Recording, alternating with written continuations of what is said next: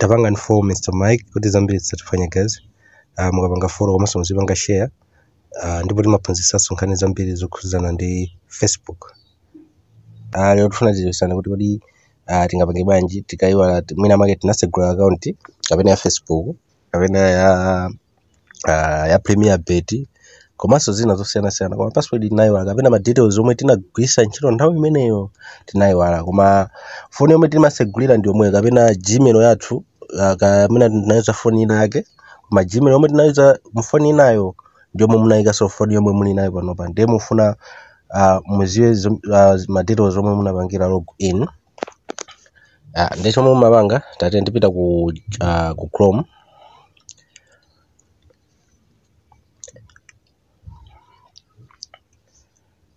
Tikafika ku Chrome tibwera pomwe pali Gmail yathu pamwamba pamabwera first set Gmail yathu tibwera pamenepo.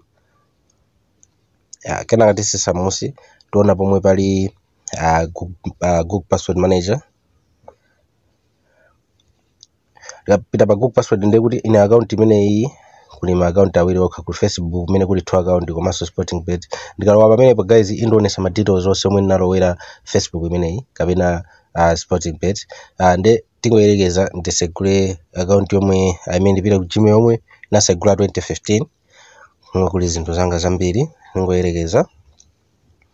Ndipita pa kumene kuku ndi kumene ndinasegulisa Gmail imene ndi yakalikali komanso zinthu zonse zimakhala zili kuti ndiye mukaona pa Facebook ndi 20 account ndingati tinayiwala pa password ma 20 account yonse ndiye kuti ndikalowa pamene popo izi ndipasa password komanso izi ndipasa ma details omwe ndinalowera account imeneyo.